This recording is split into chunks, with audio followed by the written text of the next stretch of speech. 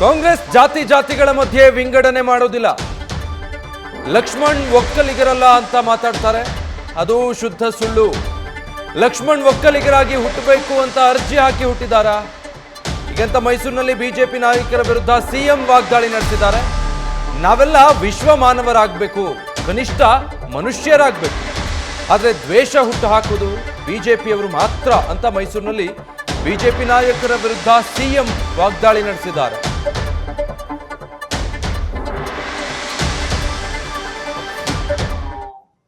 ಲಕ್ಷ್ಮಣ್ ಅವ್ರ ಬಗ್ಗೆ ಅವ್ರ ಒಕ್ಕಲಿಗರೇ ಎಲ್ಲ ನಮ್ಮ ಮಟ್ಟಕ್ಕೂ ಮಾತಾಡ್ತಾರೆ. ಇದಕ್ಕಿಂತ ಸುಳ್ಳು ಇನ್ನೊಂದಿಲ್ಲ. ಅವ್ರು ಅನೇಕ ಸಾರಿ ಹೇಳಿದ್ದಾರೆ, ನಾನು ಹುಟ್ಟುವಾಗ ಒಕ್ಕಲಿಗನಾಗಿ ಹುಟ್ಟಿರೋದು, ಆಮೇಲೆ ಬೆಳೀತಾ ವಿಶ್ವಮಾನವನಾಗ್ಲಿಕ್ಕೆ ಪ್ರಯತ್ನ ಮಾಡ್ತಾ ಇದ್ದೀನಿ. ಕುವೆಂಪು ಅವರ ಮಾತು. ಪ್ರತಿ ಮಗು ಕೂಡ ಹುಟ್ಟುವಾಗ ವಿಶ್ವಮಾನವರಾಗ್ಬಿಡ್ತಾರೆ, ಬೆಳೀತಾ ಅಲ್ಪಮಾನವರಾಗ್ಬಿಡ್ತಾರೆ. ಹಂಗಾಗ್ಬಾರ್ದು, ವಿಶ್ವಮಾನವರಾಗ್ಲಿಕ್ಕೆ ಪ್ರಯತ್ನವನ್ನ ಮಾಡಬೇಕು ಅಂತ. ನಾವ್ಯಾರು ವಿಶ್ವಮಾನವರಾಗತಕ್ಕಂಥದ್ದು ಬಹಳ ಕಷ್ಟ ಕೆಲಸ. ಬುದ್ಧ, ಬಸವ, ಅಂಬೇಡ್ಕರ್, ಗಾಂಧೀಜಿ ಇವೆಲ್ಲ ವಿಶ್ವಮಾನವರಾದರು. ನಾವು ಆ ದಾರಿನಲ್ಲಿ ನಡೀಲಿಕ್ಕೆ ಪ್ರಯತ್ನವನ್ನ ಮಾಡಬೇಕು. ನಾವು ಜಾತಿ ಇರೋದ್ರಿಂದ ಯಾವ್ಯಾವ ಜಾತಿನ ಹುಟ್ಟಿದ್ದೀವಿ, ಅರ್ಜಿ ಹಾಕೋದು ಹುಟ್ಟಿಲ್ಲ. ಏನ್ ಲಕ್ಷ್ಮಣ ಒಕ್ಕಲಿಗ ಜಾತಿಗೆ ಅರ್ಜಿ ಹಾಕೊಂಡು ಹುಟ್ಟಿದ್ರಲ್ಲ, ನಾನು ಜಾತಿ ಹುಟ್ಟಬೇಕು ಅಂತ ಅರ್ಜಿ ಹಾಕೊಂಡಿದ್ದ ಇಲ್ಲ.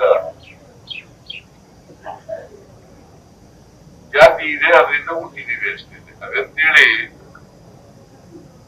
ನಾವು ಜಾತಿಗಳ ನಡುವೆ ವಿಂಗಡಣೆ ಮಾಡ್ತಕ್ಕಂಥದ್ದು, ಧರ್ಮಗಳ ನಡುವೆ ವಿಂಗಡಣೆ ಮಾಡ್ತಕ್ಕಂಥದ್ದು ಕೆಲಸವನ್ನ ಕಾಂಗ್ರೆಸ್ ಪಕ್ಷ ಯಾವತ್ತೂ ಕೂಡ ಮಾಡಲ್ಲ. ನಾವೆಲ್ಲ ಮನುಷ್ಯರು, ಯಾವುದೇ ಜಾತಿ ಹುಟ್ಟಿರ್ಲಿ, ಯಾವುದೇ ಧರ್ಮಕ್ಕೆ ಸೇರಿರ್ಲಿ, ನಾವೆಲ್ಲ ಮನುಷ್ಯರಾಗಿ ಬದುಕಬೇಕು ಅನ್ನೋದನ್ನೇ ಕುವೆಂಪು ಹೇಳಿದ್ರು. ವಿಶ್ವಮಾನವರಾಗ್ಲಿಕ್ಕೆ ಪ್ರಯತ್ನ ಮಾಡಿ, ಕನಿಷ್ಠ ಮನುಷ್ಯರಾಗೂ ಆಗಿ ಕನಿಷ್ಠ ಮನುಷ್ಯರಾಗಾರು ಆಗ್ಬೇಕಿಲ್ಲ, ಅದನ್ನಾರು ಆಗಿ ಅಂತ ಹೇಳಿ ಆ ಪ್ರಯತ್ನವನ್ನು ಮಾಡಬೇಕು. ಅದಕ್ಕೆ ಸರ್ವ ಜನಾಂಗದ ಶಾಂತಿಯ ತೋಟ ಅಂತ ಹೇಳಿ, ಸರ್ವ ಜನಾಂಗದ ಶಾಂತಿಯ